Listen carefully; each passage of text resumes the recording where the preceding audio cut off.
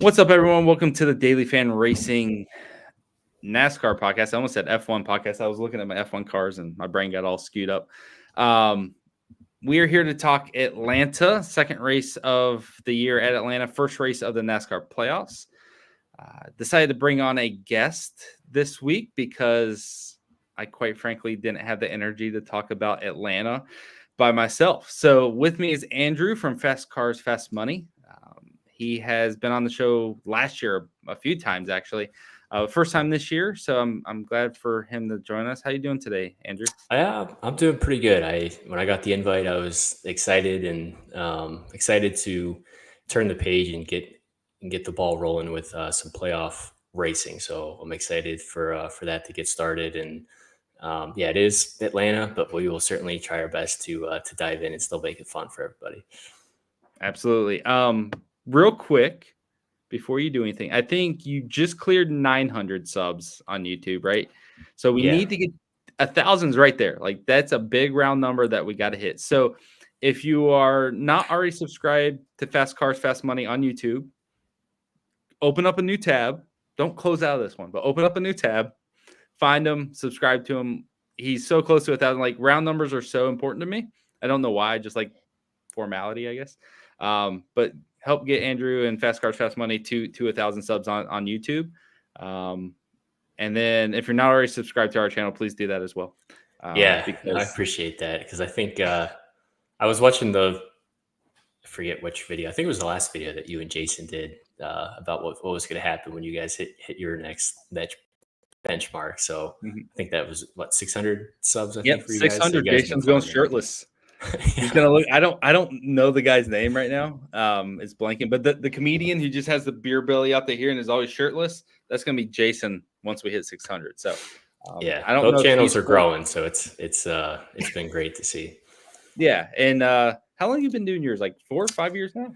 I think COVID. So it was like 2021. I think I want to say. Is that what you did to fill time? Literally, just start a YouTube channel. Nice. Yeah, okay. I was like, been watching NASCAR my whole life. I always play DFS. I have all this extra free time, and all my friends were like, "Oh, make a channel, make a channel." I was like, "All right, we'll do it for a year, and if it gets some traction, maybe I'll keep doing it." And then I was like, "Hey, this is pretty fun." So I don't know. Every year, I'm like, should I keep doing it? Should I not? But because of all the growth, slowly but surely, I'm like, "All right, we'll keep doing it."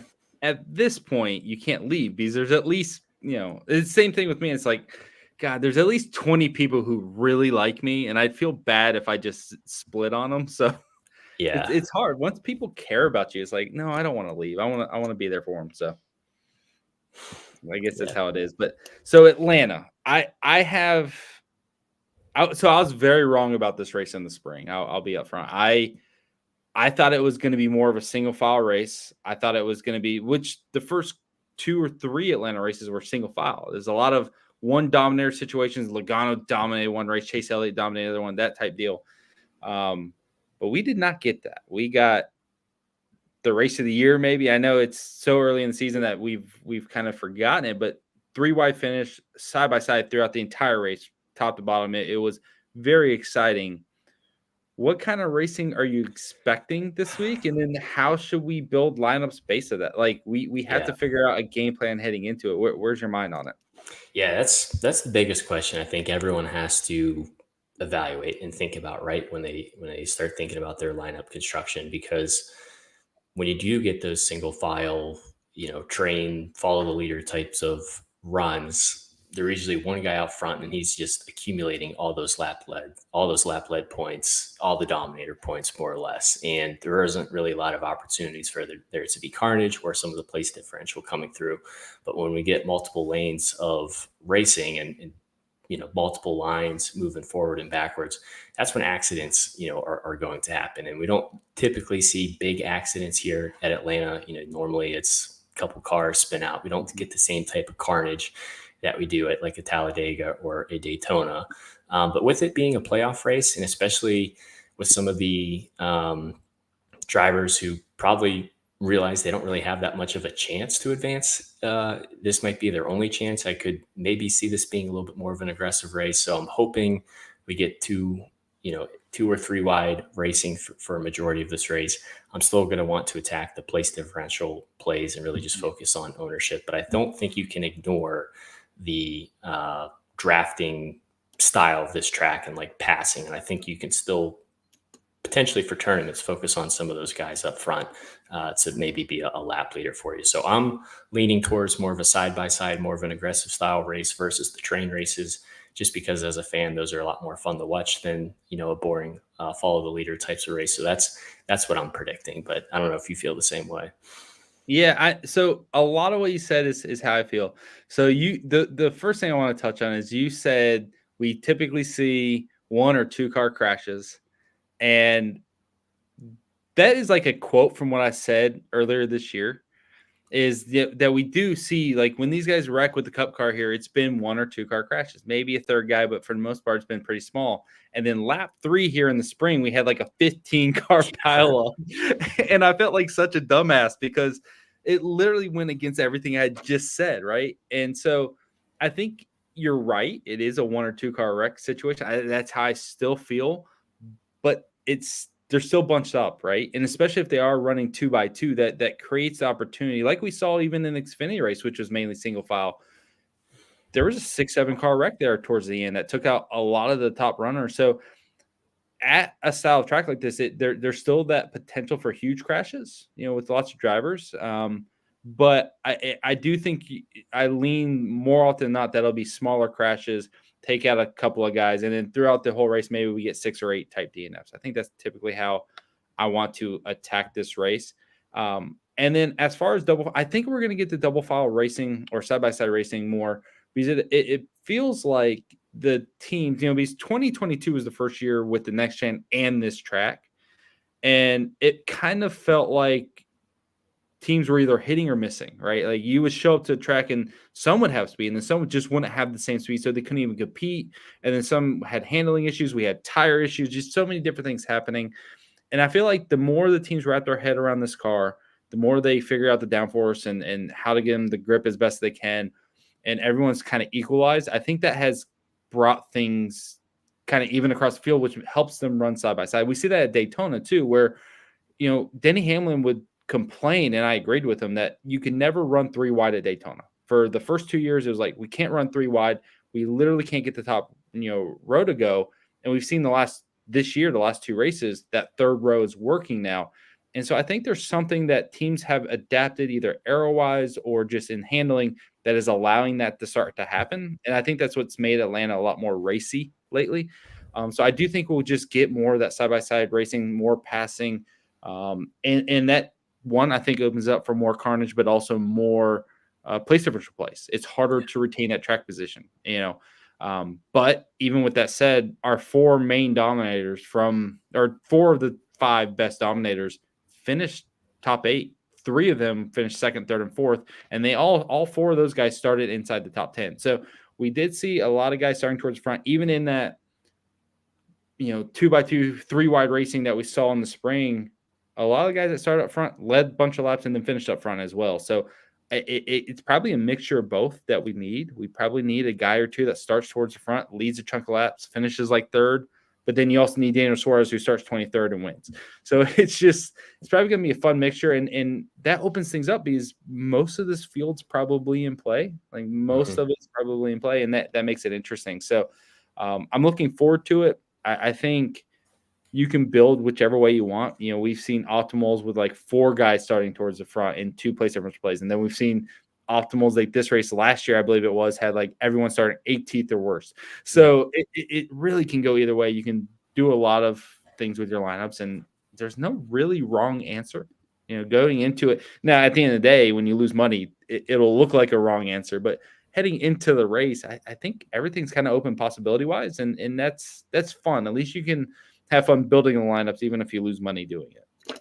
Yeah, no, I like that too. And I think that's the big thing that differentiates Atlanta from Talladega and Daytona, that we do, and it's a small sample size with the new layout, but we do see drivers starting more mid-pack or sometimes toward the front, getting some of those top scores, or some of those main lap leaders still finishing, really well. And when everyone's in play, then it's a great time to really talk about ownership and trying to find those levers and those pivot options of, hey, if everyone's going to be playing driver A, let's go look at driver B that maybe starts maybe 1 or 2 spots in front of them or behind them, maybe isn't the same caliper of driver, maybe isn't in the same equipment. These are the types of DFS slates that I really enjoy, because I think you can really get creative with, the way that you're building and how to get different from what the majority of the players are going to be doing. Yeah, absolutely. And I was looking at ownerships from the first race in February earlier today when I was trying to project out ownerships for the slate. And I found it really interesting what the field did. Like, Eric Jones started dead last in that race, and he was basically 50% owned. It was either you had him, it was 50-50. And then someone like John Hunter Nemechek, who's his teammate, was 25% owned. And he also started at the back. And they're now the beginning of the year has a lot more casuals. We know that, like, at this point in the season, most of the casuals are done playing. They're done losing their money. They're focusing on football. You do end up with a little bit sharper field, but you had some really chalky plays that were just heavily owned. And then you had guys like Ricky Stenhouse who started towards the back and were still only 19% owned. So I was kind of looking at that. I was really surprised at some of the ownerships, and then how just it really flooded to certain guys. People really played the hits and really looked to play who they liked the most. Essentially, the name value really, really mattered. And so, like, Corey LaJoie, who started towards the back, was 46% owned in that race. But everyone hates him now. It's a different Corey LaJoie world. And I'm kind of sitting there. He's starting towards the back. Actually, he's 25th, so he's a little bit further ahead. And I feel like people are just going to ignore him now. And he's still the same guy that finishes top 10 a lot at this style of track. So I'm with you at looking for those ownership leverages, because Eric Jones 50% versus John Hunter Nemechek at half the ownership in the same equipment, starting in the same area. I think you can manipulate those pretty easily to gain an advantage. And then lastly, on the ownership thing, Carson Hocevar was 14% in the spring, starting in the back.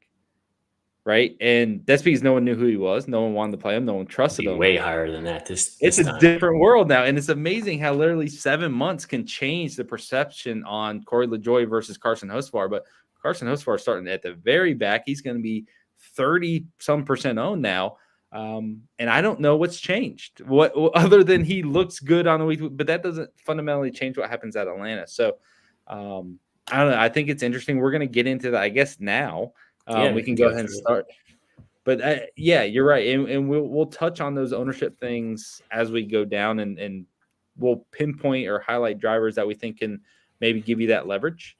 Kind of when we go tier by tier, but we're going to do by starting lineup like we do for most super speedway races, because it's generally a conversation of, can someone lead 100 plus laps and finish at the front, or do we need place differential? And so it's easy to do place differential when you group them into like groups of 8 or 10 and just kind of say, okay, guys starting in the teens deliver this often. And I got some ownership numbers we'll go off of as well. At least I think I do. I need to make sure I have it before I commit to something, but yep, I got them. So when we get to that tier, I'll go over that and we'll handle it from there. But let's get into it. Fords at the front, not a surprise, right? Super Speedways, they've grabbed all the poles, so we can't really be surprised by that. McDowell starting on pole, Blaney second, Todd Gilliland third. Front row, Penske have been elite during qualifying for these type of races. Barry fourth, Cindric fifth. That's 5 Fords at the very front. We have Logano seventh, and Briscoe 10th. We're going to do the top 10 here. I think that's probably the best way to do it. In between those 7 Fords, we have Larson 6th, Austin Dillon 8th, and William Byron 9th in some Chevys. Fords look strong, but will they carry it over into the race, I guess, is the question. So how would you attack this range? Real quick, my percentages. The optimal in recent races, in those 5 races, small sample size, 4 optimal drivers have started inside the top 5, and then 8 have been top 10. So we have seen a decent amount, about 27% of them start inside the top 10, be on the optimal lineup. So it's still a pretty decent chunk. We're probably going to want somebody from this range. What are your thoughts on that? 1, 2 guys from this range, and who do you like? Yeah, this is where I feel like a lot of lineups are either going to be made, or they're just going to finish horribly. Like these plays up here have really, really high ceilings and carry a ton of risk. Like, you need these plays to get out front and lead laps for you in hopes that they're going to hit the optimal. Well, it depends on what some of their prices are for value and stuff. But for me, I'm looking at, the front row. So you got McDowell and Blaney up there. I think Logano is a driver that's pretty aggressive. So it's of the three of them, or of the top 10, if I was going to play someone in the top 10, I'm probably going to lean most towards McDowell, Blaney, and Logano. Blaney's just super good here. He starts on the front row. He's a playoff driver. Typically, we don't see a ton of passing in the first stage. Things hopefully will be rather tidy and clean. I could see him getting out and just leading laps. Or if we end up going to a file the leader, single file run, he starts up front. He's good on these track styles. There's a good chance he's going to be the guy out front that's just clocking off laps led. I think there's 260 laps or something like that in this race. So still a decent amount. And we've seen him get it done before. Now, the bad part about that is, of all the drivers in the top 10, Blaney's probably going to carry the highest ownership. So when we talk about ownership and we talk about pivot options, I think then you could go right to the other guy that starts on the front row. It's going to be Michael McDowell. I don't think McDowell's going to see the same ownership level as Blaney does, just based off of who the driver is, even though McDowell is also pretty good on these track types.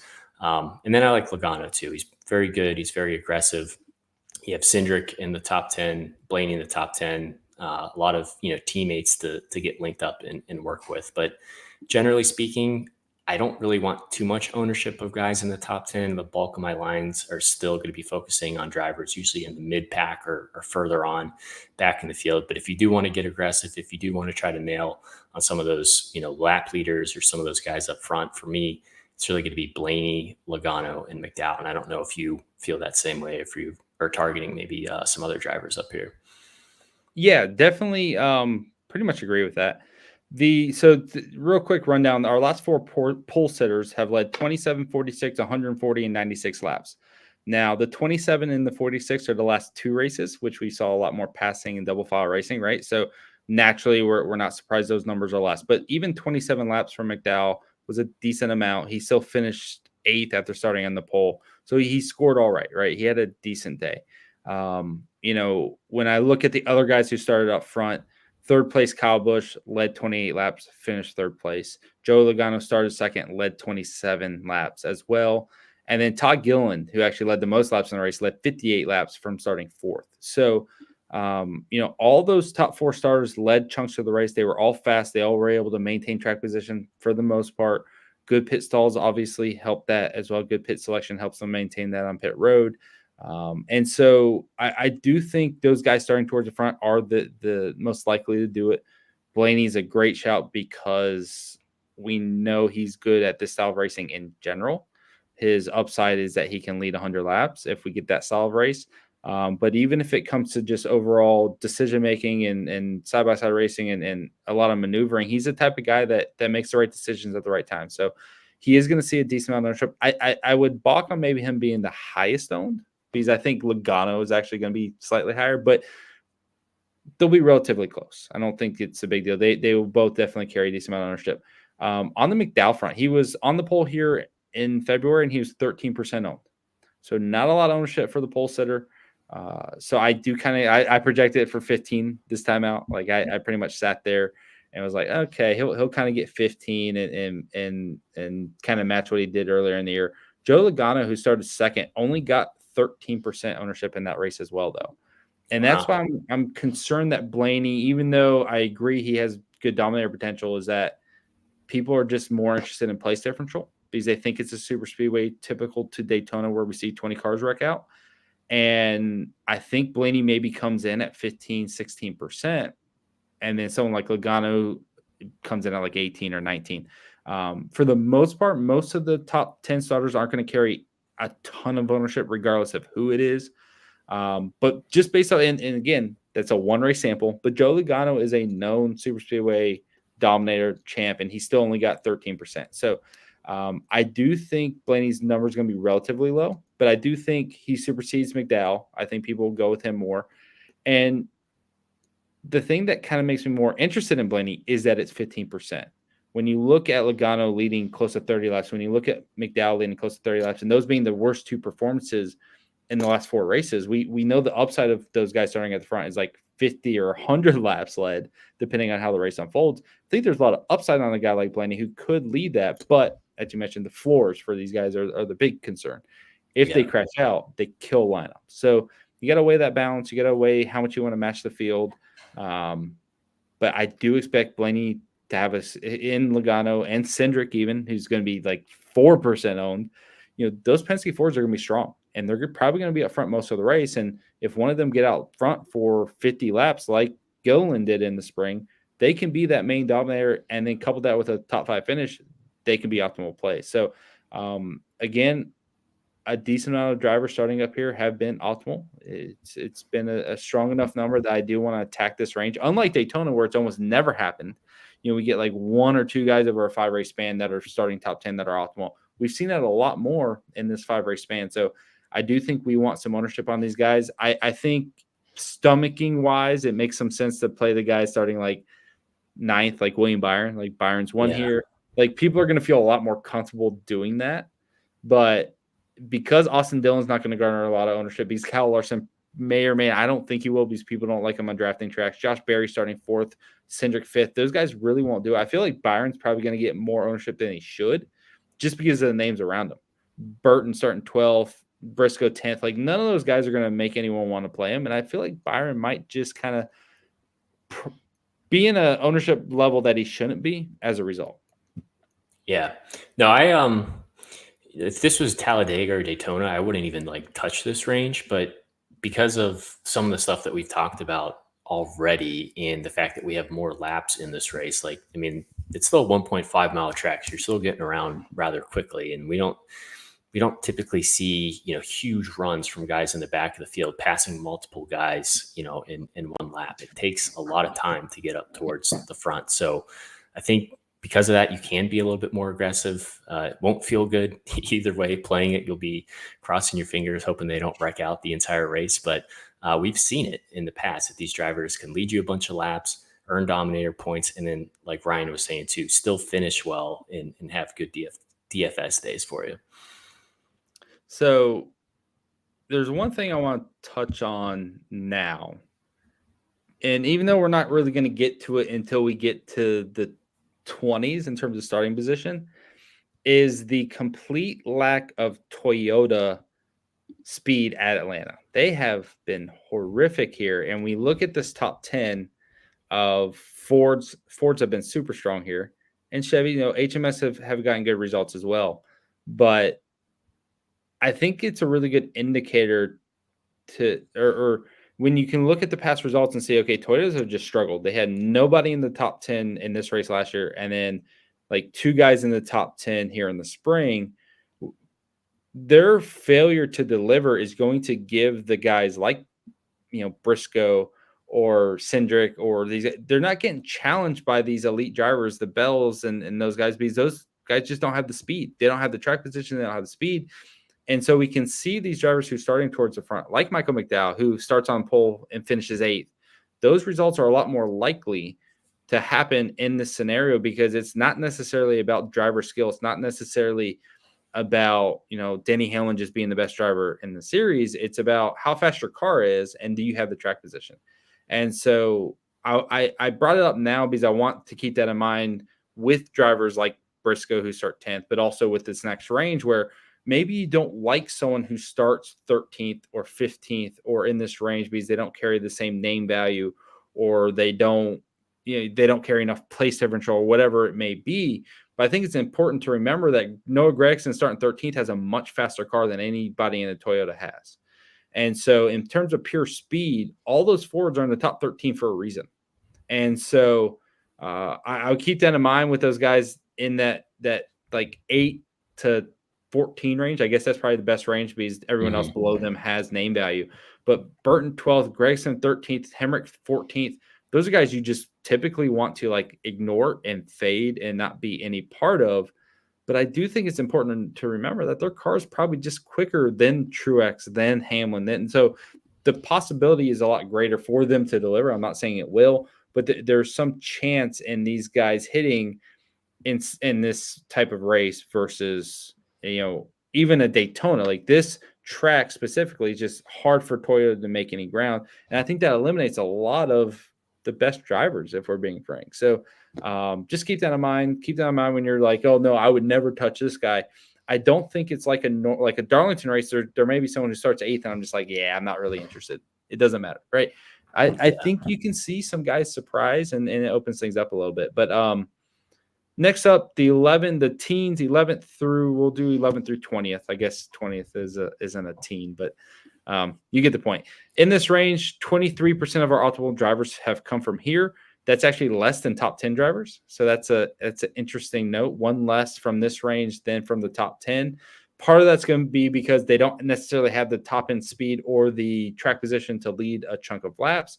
And it's also because they don't carry enough place differential to supersede the guys starting further back. So they're kind of in that bit of no man's land, but we do have some big heavy hitters in this group. We have some really strong drivers. Chase Elliott, 16th, Buescher, 17th, Chastain, 18th, Keselowski, 19th. I feel like that's a great group.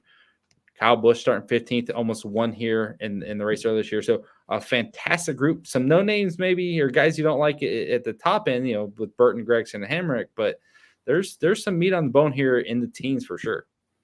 Yeah, and it's interesting. I was going to mention the same thing that you did. So like that, you can even throw Briscoe, I guess, in there too. But like that range of Briscoe, Bowman, Burton, Gregson, and Hemrick, like the front end of the teens, like no one's going to play those guys. Those guys are going to be very, very low owned. But they, like Ryan was saying, they actually, they have some decent speed this weekend.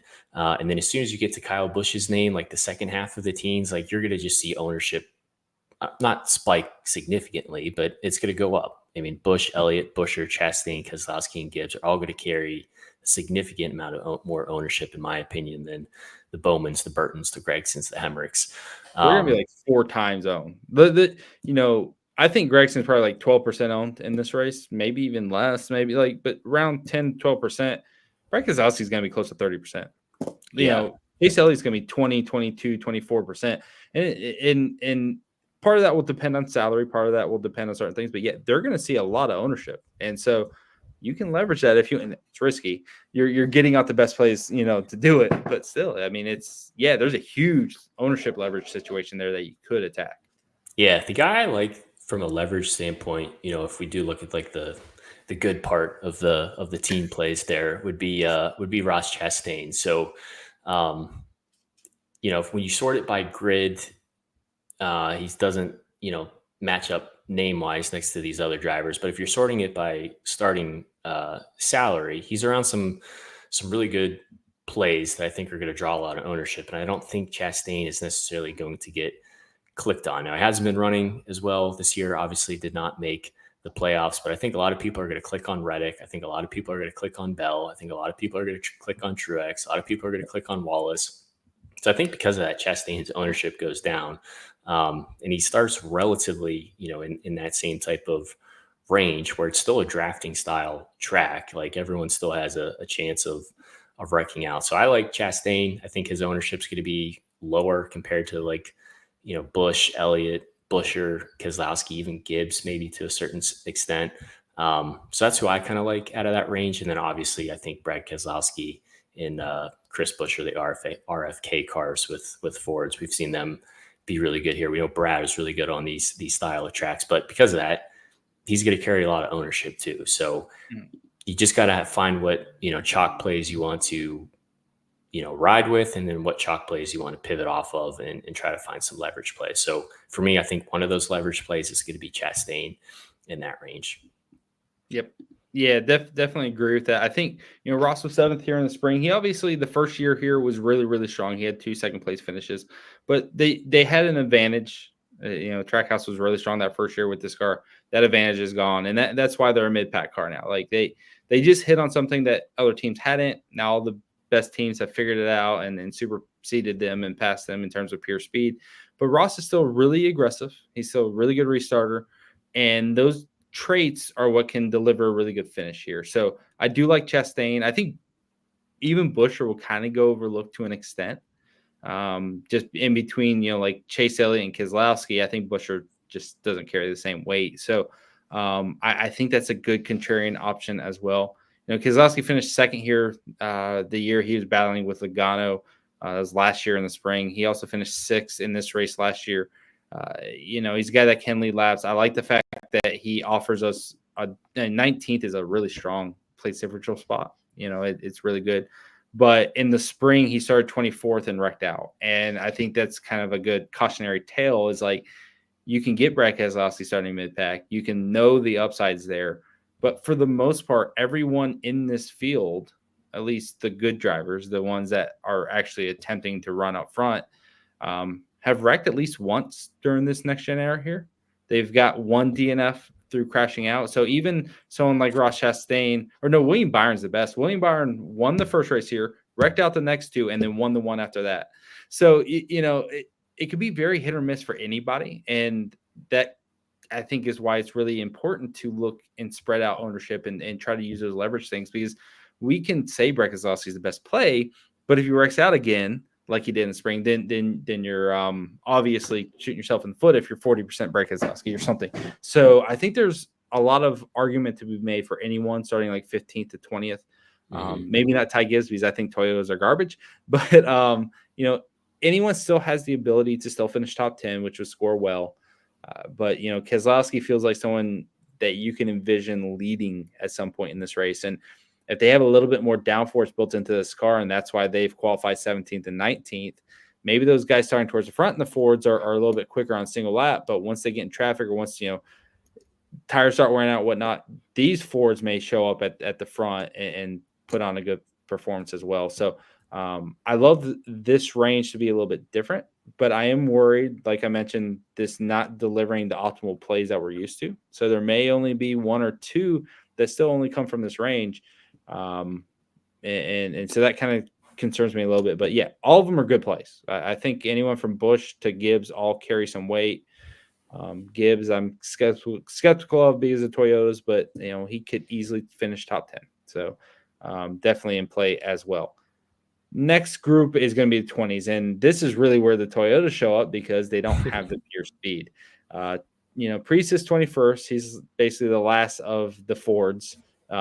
And I don't throw Rick Ware Racing into that because they are a step down. But in terms of the Fords in the sense that we know them as, Priest is the last one. And then we just start getting flooded with Toyotas. And of course, Gibbs is 20th, but then Truex 22nd, Reddick 23rd, Bubba Wallace 24th, Christopher Bell 26th. That's a lot of name value. And it looks really good on paper. The place differential looks really, really good on paper. What are you going to do with these guys? Because ownership's going to be there, but what if they just run 17th? Yeah, and that's the fear, right? Like, as soon as you open up the app and you're like, all right, it's time to build my line, you scroll, you see where everyone's starting. You're like, wow, these are really, really good drivers who normally run really well, who are playoff, most of them are playoff drivers. And they're really easy to fit in your line salary-wise too. So it's really easy to just stack all of them together. And I think when we talk about ownership and those leverage plays, like there's guys starting in the 20s that I think are going to get overlooked. Like you mentioned Corey LaJoie earlier in the show. Like a lot of people are out on LaJoie. He causes wrecks. He's a caution flag. He's not a good driver. Like yada, yada, yada. Like his people aren't playing him. But when we look at his Atlanta stats, they're actually pretty good. And if you just, ignore the equipment and the driver and you just focus on the starting positions, like, Truex is 22nd, Reddick is 23rd, Wallace is 24th, Bell's 26th. Like, the joy's right there. So for me, I'm going to try to be under the field on a lot of the Toyota plays just because I think, like you said, I think ownership is going to go there. I think they're still going to project well. I don't think they're bad plays by any means. I just don't know if they're going to be performing as well or maybe getting the results that people are hoping or expecting them to get. And because of that, I think there's a lot of other options that are priced around those Toyotas. Like we kind of talked about Chastain earlier, like he's priced right around a lot of these guys where those are maybe some good options if you are trying to pivot off some of the chalk plays and find some leverage options. Maybe coming in at 20% on one of the Toyota plays versus like the 30% that the field's going to be, or whatever it potentially might be. So that's what I'm going to do. I'm going to probably temper my expectations a little bit. I'm not ignoring these drivers by any means. I'm still going to have ownership to all of them. But my ownership hopefully will come in lower than what the field's going to be doing. Yeah. So I that's where my head's at too. So when you look at this race last year, we did not have any carnage. We only had 3 DNFs. Really 4 if you want to count Ty Gibbs, who was 34 laps off the pace. A couple other guys with some damage, but for the most part, there was 27 cars on the lead lap, couple cars, 1 lap down. And then you look at the results of the Toyotas, and it's Bubba Wallace 25th, Tyler Reddick 27th, Martin Truex 29th. Again, none of them finished top 10. Denny Hamlin's 14th. Bell's 23rd. When you look at that result, and that's pretty much a normal race. Like there wasn't this high carnage situation where all the Toyotas and this and that and that. It was pretty straightforward, and they just didn't deliver speed. And you look at the spring, there was that big wreck in the beginning that did impact some of the Toyotas. But even so, they only managed one really good performance, which was Bubba Wallace, and then Ty Gibbs snuck into the top 10. I feel like because of where they start, you have to play them to an extent, but don't expect a situation where like Bell's 4th, Truex is 7th, Hamlin's. Temper that, because the reality is you have 1 or 2 maybe sneak through. 1 or 2 of them maybe sneak in the top 10, and that will score really, really well. But also keep in mind that they're just not going to have the advantage. JGR cars go into every race with the best car. There's not a track we go to that a Toyota is not the fastest car in practice, basically. And I guess Gateway, there's no, Bell was the fastest car at Gateway too. Basically every race we go to, they're just the best. Whether it's Reddick leading practice, Hamlin leading practice, one of them leading laps, finishing top 5, that's not the case. And so this feels like a really good week to sit at Bell 30% ownership, sit at Truex 22% ownership, Reddick 30% ownership probably, and to be half of that. Now, doesn't mean one of them can't finish top 10 and be optimal. It's more of a mindset of, I don't think 3 of these guys are going to be optimal. I don't think 3 of these guys are going to deliver. And so if I can be underweight and 2 of them miss, I'm happy about that. Like you said, no one's going to play LaJoie. LaJoie has a very good track record. No one's going to really want to play the guys in that range outside of them, because those are the name value guys. Those are the ones it feels like you should be on, but it's not a traditional race. And so I do like being a little bit different, being underweight on those guys. I think you can take advantage of it. Obviously, come lap 260 or 267 or 273, whenever NASCAR finally ends this thing after all the green, white checkers they want to run. I do think there's potential for one of these guys to pop, but I do like LaJoie. I like Stenhouse, even Shane Van Gisbergen. I can see finishing top 10 at a reasonable clip. And so I'm not afraid to get to those type of guys over the Toyotas. The only thing that concerns me with this take, with this mindset, is that 40% of optimal drivers in the past 5 races here, which is the reconfigured Atlanta, have come from this range. It's happened 12 times, 21st to 30th. We're seeing an extremely high number. And that worries me to be away from that, because I know 2 to 3 guys in this range are probably going to be optimal.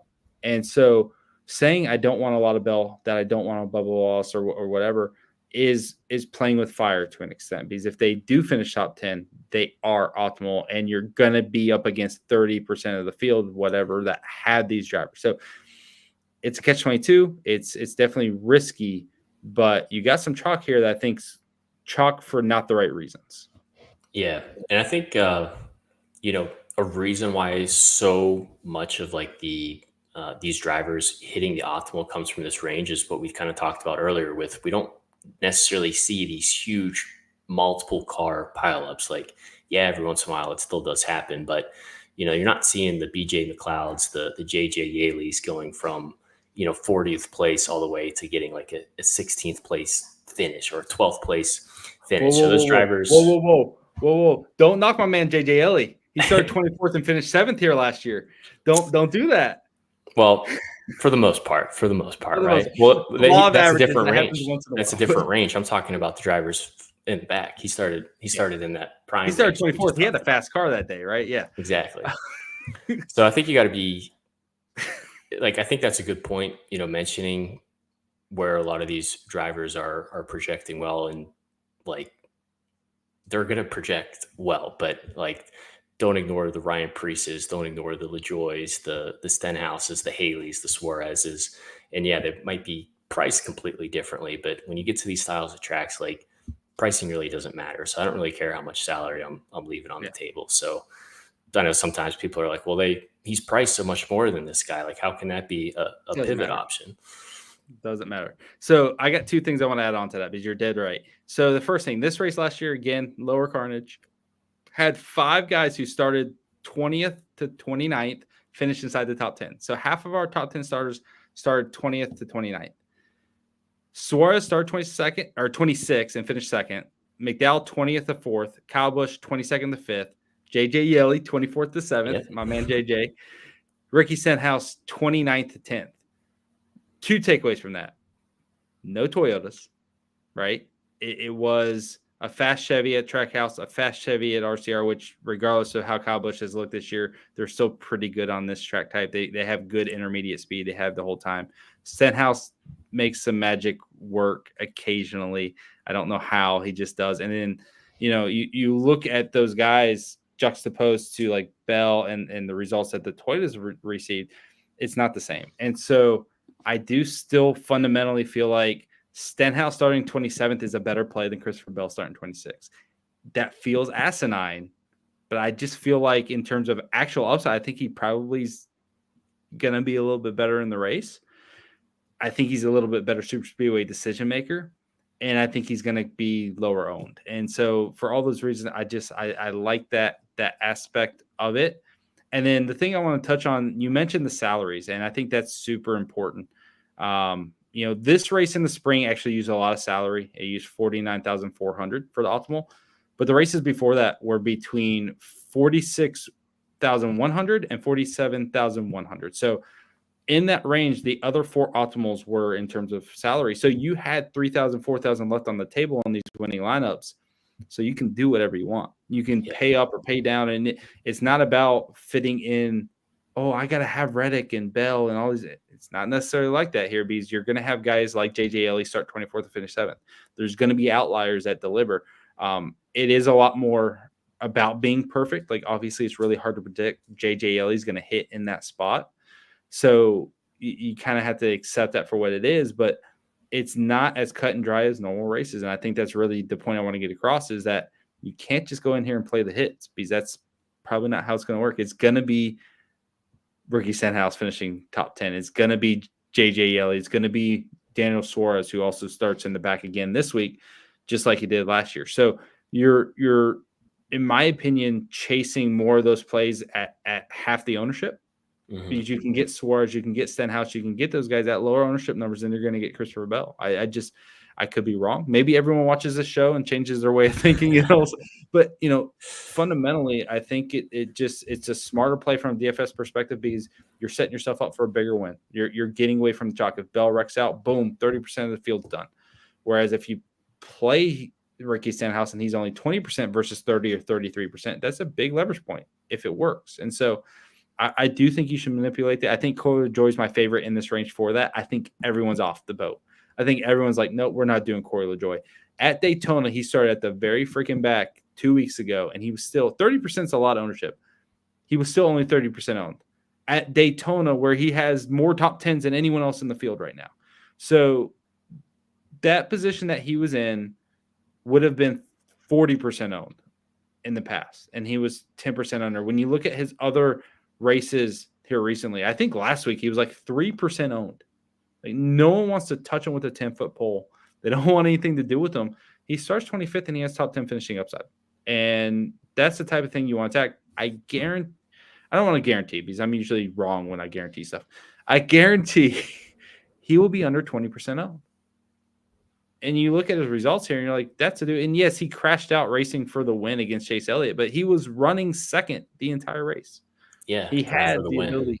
Yeah, he was going for a win. So regardless of where he finished, he was at the front. And when you look at his ability, whether it be Daytona, whether it be here, to get good results. 13th in the spring after starting 32nd, 4th after starting 31st in March of last year. Yeah, sure. He wrecked in July of 2022, finished 21st. He was second place. Before that, he was fifth place. The upside with him is very, very good. And so I want to attack that. And I think it's a good way to be different because people just don't want to play it. It's the Bubba Wallace syndrome. Like 2 years ago, no one wanted to play Bubba Wallace. And the only reason is because he was black. I mean, let's call a spade a spade. There's racism involved there. And I'm just sitting there. I'm like, Bubba Wallace has finished top 5 at every intermediate. Why is he 12% out? I don't understand this world we're living in. That's finally changed. People have finally like accepted, like, okay, Bubba Wallace can do us some good in DFS, but that world existed where people just don't like drivers, they don't like people, and they don't want to play them. Austin Dillon is 100% in that mold right now, right? Even Kyle Busch, because of how bad his summer stretch was, is in that where people are like, no, I don't want to play Kyle Busch, and I'm one of them. Like I got burnt a couple times, and I was sitting there like, I don't think I can do it, But Corey LaJoie's in that spot right now where people aren't going to play him, and his upside is the same as it always has been. So I love that play. I don't know if there's anyone else in this range you want to touch on or really like. Maybe we can say how great Stenhouse is, but I think we cover that range pretty good, and I'm curious to see what you're going to be doing with the back end of the slate here. Well, as anyone who watched for the Daytona show, they know Cody Ware is the man. I planted my flag on Cody Ware, and that paid off amazingly. I don't like him as much this week, but because I don't project as much carnage, right? Like we don't project those wrecks and things of that nature. But we didn't really talk about Justin Haley at all. So I want to put Justin Haley into this group. I want to go from 29th to the back, the last 10 drivers in the field. And there is a lot of drivers I really, really like here. And quite frankly, I think everyone's playable in different spots. Even BJ McLeod, who I don't want a lot of ownership to. If we do get a lot of crashes, if we do get 10 plus DNFs, BJ McLeod has the ability to go out there and finish 20th. And so even he's not a complete write-off. But when you look at Haley, and I'll throw in Cody Ware there, JJ Yeley in that car finished 7th a year ago, right? So we know even last year Rick Ware had the ability to do it. Justin Haley gets good finishes. He makes good decisions. Daniel Suarez won here in the spring. Carson Suarez, the hottest thing going right now. I mean, he's outperforming that equipment by so much. Eric Jones starting 33rd is going to be lovely. Zane Smith and John Hunter Nemechek are going to be lower owned, but 34th and 35th for guys that can finish top 15. Really big upside there. And then you got old Dennis Hamlin, dead last, 38th. He is going to be uber chalk, and it feels like a trap, but top 15 finish, and he's optimal. So you are fighting half the field on whether or not Denny Hamlin hits or not, and that is such a tough spot to be in. Yeah, and I'm curious, given the take about some of those Toyotas, starting in the 20s. I know it's a different team here with Legacy Motor Club there, but are you concerned at all with Eric Jones or John Hunter Nemechek? Absolutely. So just for perspective, this race earlier this year, Eric Jones started 37th. Chalky, super chalky. I can actually pull up the ownership number while I'm talking. But he's finished 25th, and he was a complete bust. He was 4 laps down, right? Eric Jones, I meant to do this earlier, but I'm an idiot. 51.5% ownership when he started 37th here earlier this year, and he completely busted. And people love them some Eric Jones for good reason. He's a good driver. He makes good decisions typically. But this is a trap spot just like it was earlier in the year. One, because the speed's just not very good in these cars. And we can look at John Hunter Nemechek, who obviously was in that race as well, who started 34th in that race, and he only made it to 21st. Not like a horrible score. It's 33 points or something like that, but 33 points isn't getting you close to the optimal.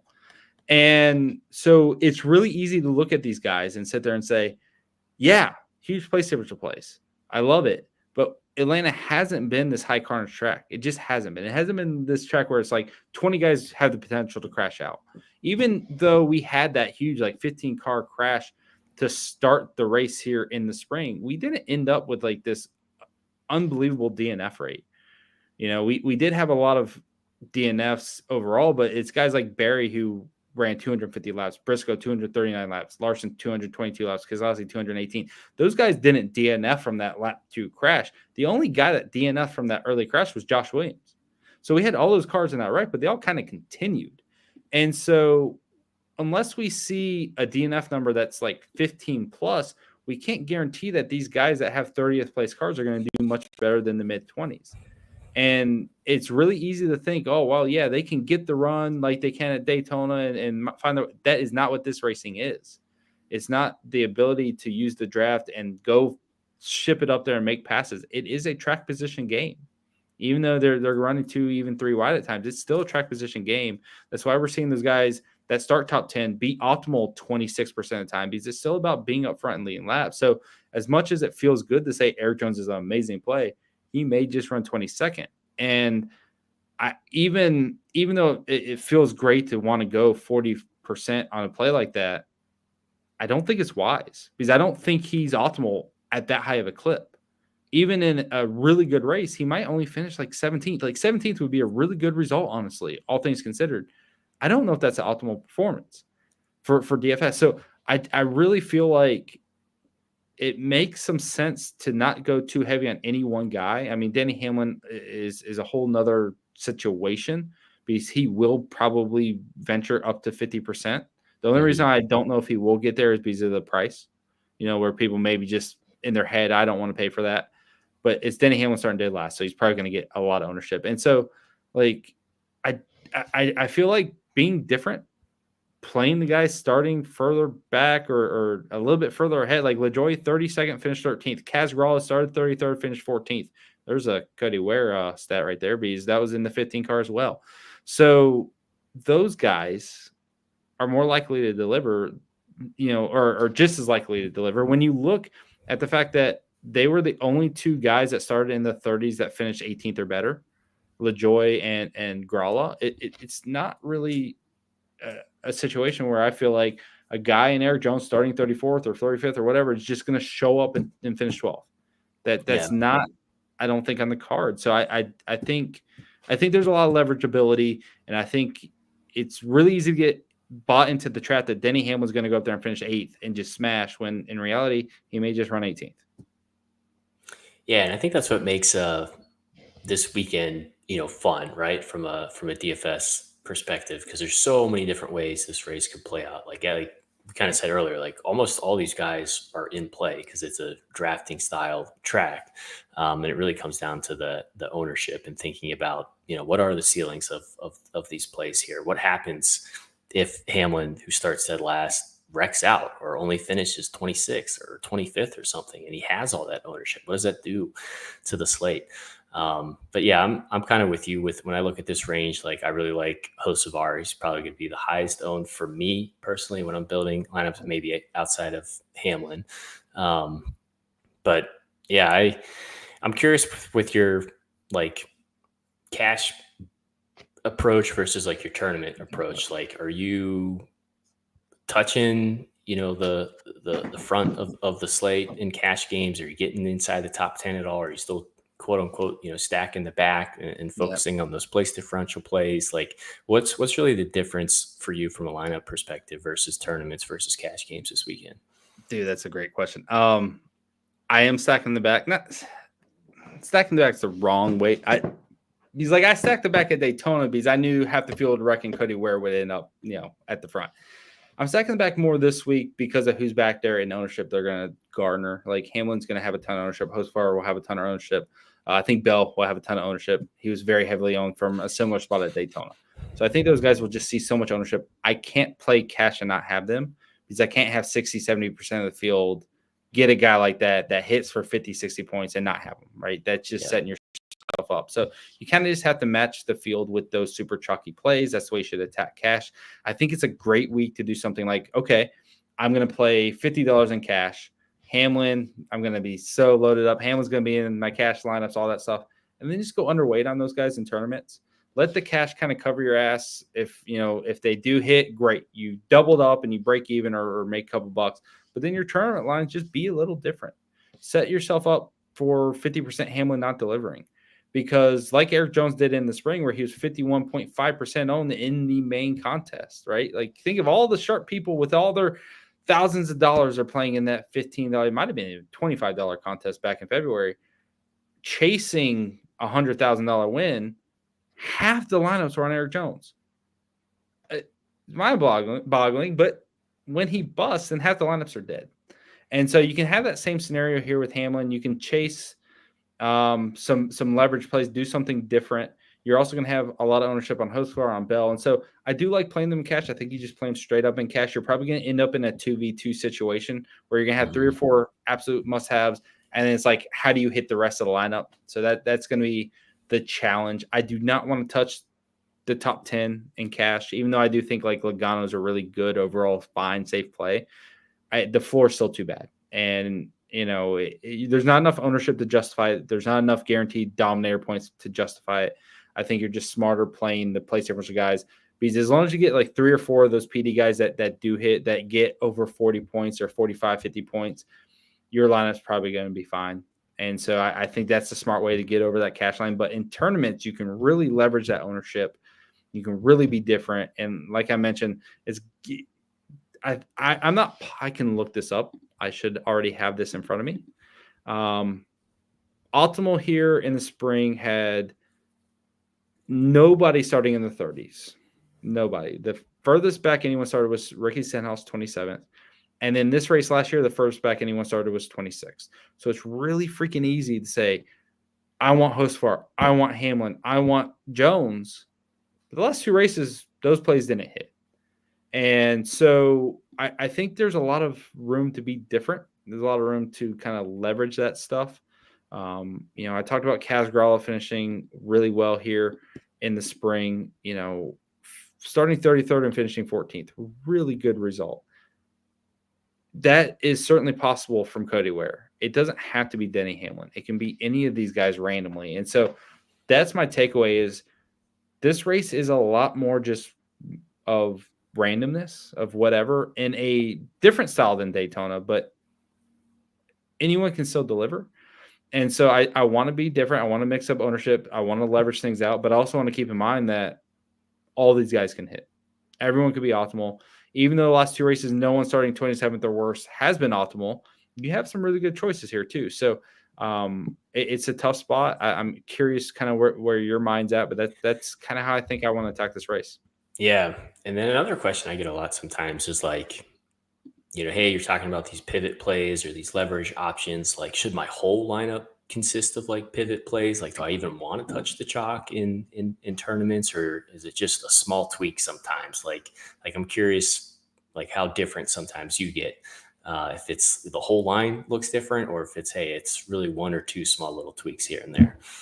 I eat chalk pretty often. I mean, that's typically how I play. I say be careful of the Hamlin thing, but I'm probably going to load up on them tomorrow anyways. That's just how I play. Hard not to. It's hard not to. Like today, I really loaded up on Parker Kligerman because that made a lot of sense to me. I really loaded up on some of the bigger play savers guys from JRM, like Sammy Smith, like Brandon Jones. And I didn't really get once the race started and I was talking to my realtor, and I don't know if I told anyone. I'm trying to buy a house and it's an absolute mess, and I'm aggravated. But I spent a lot of time this afternoon doing that and not paying attention what the ownerships were in Xfinity. But to me, that group starting like 15th to 20th should have garnered a lot of ownership. Kligerman was 39% in the Chrome Horn. So that kind of goes along. Corey Heim, 32%, liked him as well. Sammy Smith, 38%. I just leaned into that group, but I also leaned into Brandon Jones, who was 23%. And I think that's the perfect example of, Brandon Jones started 18th. Sammy Smith started, I think, 20th, or they started right next to each other. One was 38%, one was 24%. They scored the same. They ended up scoring within a point of each other, so it's kind of a wash. But you can still get those leverage points, and you can still get the same score from the same place, if that makes sense, right? So, Yeah. I ate that chalk today. I was very high on Austin Hill. Not high. I don't build a lot of lineups, but like I was high on Austin Hill's potential in it, and I matched the field. I matched Jesse Love. I kind of went into the chalk. Now, Xfinity is different than Cup. It's a little bit easier for those guys to deliver, but yeah, I was 75% Parker Kligerman. I went right into that chalk. But I also feel like he can deliver at a much higher rate in an Xfinity field than Denny Hamlin can in this Cup field, where, quite frankly, 30 guys can get the job done. Daniel Suarez won here in the spring. He's like the 27th best guy in the Cup Series. So I feel like, Harrison Burton won Daytona, right? Like the Cup Series is so much deeper, equipment-wise, talent-wise, experience-wise. Your 20th best driver is someone who's been in the series for a decade and is with a really good team, right? So, it's really easy to try to compare Xfinity to Cup. It's probably not realistic or the right way to go about it. But Xfinity, I leaned into the chalk because I felt like those were the best plays. Kyle Weatherman was in every one of my lineups. He ended up being the highest score of the slate. That worked out for me, but it doesn't. And he started dead last in that race, so you can kind of compare him to Hamlin, but it doesn't always work out that way, right? So you got to kind of be careful and understand the risk, because I was also very heavy on Clements and he DNF'd, so it can go either way. Austin Hill, I think he was optimal. He only led 12 laps, but was still optimal from fourth place. And sometimes chalk can just be good. Sometimes the guy at the front can just hang out there and win. And I do like chalk. I love chalk, but this is a good race. If you're trying to be perfect and you're trying to win the big contest, this is a good week to be different. Yeah, and I think that was a ramble. What it's all about. No, if you do want to take down the big contest, you have to be different. But if you're just trying to cash, like, it is hard, not to play some of those chalk plays and then just find one or two leverage, options to get a little bit different. But that's typically how I play too. Like if I am playing cash games, it's just beating the chalk, and then, like you talked about, it's very often a 1v1 or a 2v2, usually for those types of slates where it's Hocevar versus Ryan Preece or whoever it is, and that's who determines who wins. Versus tournaments, I usually try to get a little bit different, and attack it that way. So that's pretty much everything that I wanted to cover on my end. Is there anything else on your end you wanted to dive into? No, I think that's pretty good. I think we should let's do a core four and a race winner. I'll let you go first. Give me your core four and race winner, and I'll give mine, and we'll see how we match up. All right. Well, I'm going to throw Hamlin in there, despite him being a Toyota. I think lock. Yeah, he's going to be in there. For tournaments, I really like Chastain. I know we talked about him earlier. I know he definitely carries a little bit of risk, but I really like where he's priced at. So I'm going to throw Chastain in there. Throw Hocevar in there, despite him starting deep in the field, and usually we're not seeing those drivers come through. I think he's good enough and has the equipment that he can kind of be that outlier. And it's also important to say, even though we're saying it hasn't happened, still small sample size, right? Like it is, even though it's a speedway and they try to compare to Daytona, it's one of one. It's this very similar situation to like Michigan or a track that doesn't really have a direct correlation. You can say Indy and Pocono are kind of like Michigan, but they're not necessarily. And so Atlanta's 101. It's really a 2 or 3 race sample we're trying to go off of here, and the race tomorrow could be completely different. So I agree with you. I think Hamlin and Hocevar probably should be, at least considered as heavy core plays, cash plays at the very least. Yeah, and I think my last one, probably a little chalky again, but it's hard not to like Brad Keselowski. So those would probably be my 4 drivers that I would have as my core. Yeah, I'm pretty much swimming in the same boat. So I'm going to do Hamlin, Hocevar, and Keselowski as well. But I'm going the other Trackhouse guy in Daniel Suarez.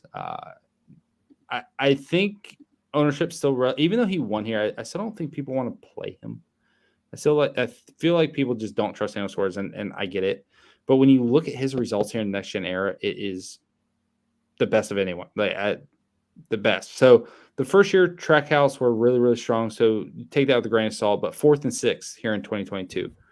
29th after wrecking out spring 2023, and then 2nd and 1st the last 2 races. That is 4 top 6 finishes in 5 races here, including a win. He is starting 30th, so huge place of original potential. And he started 26th and 23rd in the last 2 races that he finished 2nd and 1st in. So he has done this multiple times now. 2 is multiple. So he, it just lines up really well. Now, I don't know how much ownership he'll carry. Maybe he is 25, 30% owned. It's probably what I'll project him for. I don't think he goes above that. I can even see him slightly under that. But I think Hosvar probably carries more. Eric Jones carries more. Hamlin carries more. So I still think you're under some of the more heavily owned guys. Good place for upside from a guy that's delivered at this track. Denny Hamlin hasn't delivered here. Eric Jones isn't delivering, right? Like this guy is delivering 4 out of 5 times. And so I want to go to the well there again. Daniel Suarez bites me every time I do it, but I think it's the right place to be. Yeah, no, I like Suarez a lot too. I know Chastain's a little aggressive, but I'm feeling good about the Melon Man. And then just because I want to see him win, and I actually think he has a decent chance. It's not super likely, but I'm going to pick Todd Gilliland as my race winner. I really want to see him get in the victory lane. Ford's been good here. Has the alliance, working with McDowell, Penske. Those are other RFK Fords are going to be up there. Seems like a track that Todd can squeak out as his first win. Not super likely, but that's who I'm going to be pulling for and rooting for tomorrow. Yep, I want Todd Gilliland to win so bad. I think he has the potential to actually win at some point in the next year or two with that team. I think he's good enough. He definitely is going to need some help. Obviously, Front Row is not a top tier organization, so they're fighting uphill at times. But I'm actually a big fan of him. I think he's one of the more underrated guys, and so definitely rooting for him. Looking at the winner, I'm surprised at these odds by DraftKings, but it's good. I think it lures people in here. Blaney, Busch, and Logano and Keselowski are all plus 1,000. And typically we see our race winner favorites being in that plus 400, plus 500 range. Even at Daytona, I feel like we typically see guys in the plus 7, plus 800 range. I didn't look at all here 2 weeks ago, so maybe I'm wrong on that. But, Logano's my pick to win. I think the Penske Fords are going to be the best. I think Logano's fantastic here. At any speedway racing, he's just really, really strong. So I'm going to go with Logano. I'm surprised to see McDowell at plus 1,200 as the 5th most likely or biggest favorite there to win, whereas Todd Gilliland is plus 3,000. Go figure. So that one's interesting. Todd Gilliland led the most laps here in the spring. I think he's a really good shout as well. But I'm going chalky. I think Logano's the guy.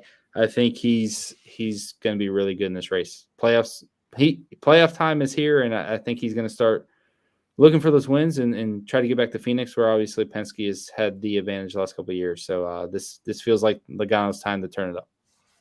Yeah, I'm excited for the playoffs. I know someone is going to have trouble in the playoffs, and it'd be like a big storyline, and they lost all their points, and now they're right on the cut line, and it'll be interesting to see with some of the drivers that are below the cut line, or maybe don't have as great of a chance of advancing. Kind of seeing how they run. It'd be wild if one of them somehow ends up winning and automatically advancing to the next round. So looking forward from a fan perspective, and then DFS wise for a lot of stuff that we talked about, just with like the strategy, the ownership, the leverage plays, and the construction behind everything. Yeah, absolutely. I'm sure it's going to be something stupid like Daniel Hemrick winning, but that's the way the year feels like it's gone. I mean, it's been an exciting year in terms of getting these random race winners. That's something I hate the playoff format personally. Like I absolutely hate it. I like being able to celebrate individual wins, and seeing Suarez and Briscoe and Burton and Cindric, and there's a list of guys that you wouldn't pick to win that have won this year. And Austin Dillon should be thrown in there. And quite frankly, all of them kind of deserved it. when you look at those races, Austin Dillon had the best car in Richmond. Harrison Burton Mhm. did the business. He did exactly what he needed to do to win that race. Cindric kind of lucked into it, but he ran top 3 the entire race at Gateway. It's not like he just fluked into it. Yeah, the 2 guys in front of him had issues, but he was a top 3 car all year. So it's fun to see those wins happen. Atlanta, Suarez got it done early in the year. I feel like anyone can get the job done this weekend as well. So it should be a fun race. I hope we get that type of racing that we saw in the spring with the side-by-side action and see a lot of battling. I don't want to see the single file train. I want the action. So hopefully we get a good one. And that does it. Thank you for being on the show. Let everyone know again where they can find you, and let's wrap this thing up. Yeah, no, I appreciate the shout out early in the video, just having me on. Like I said, it's great to be back, with you and talking NASCAR. So yeah, for me, I put out content on 2 places, usually depending on what's going on that weekend. But it's YouTube, which is Fast Cars, Fast Money. We just hit that 900 subscriber benchmark, so now we're eyeing up 1,000, which was our goal originally from the beginning when we started this all the way back in the COVID years. And then you can also find me over on Twitter, on X. It's at FastCarsFM. It's right there in my name handle. If you haven't seen my content before, I usually just put out a pretty basic, 1-pager spreadsheet that goes through the whole slate of high interest, medium interest, low interest, or no interest with some notes. And there's also a couple other, tabs with strategy and kind of the race preview. So if you want questions or if you're looking for more of a breakdown, you can find me on YouTube or X. And then I'm sure people know where to find you, Ryan, but where would they find you at? Well, you have found me. I'm here. DailyFanRacing.com. Of course, we're putting this video out for free. So if you're not already sub, you can go ahead and sign up. That'd be fantastic. I'm trying to get enough money for a down payment on a house. So every subscription matters. But yeah, thank you for doing the show with me. I feel like it's actually really, really fun. I enjoyed not having to do this myself. I did not want to talk about Atlanta myself. So this was perfect race to have a guest on, someone who is passionate about NASCAR in general, like actually is a fan, is not so pessimistic like myself. So it brought it. I feel like we did a good job. Hopefully it helps somebody out, get a big win, and they come and let us know. But thank you guys. Anyone that's made it this far, thank you for watching, and we will catch you next time. See you guys.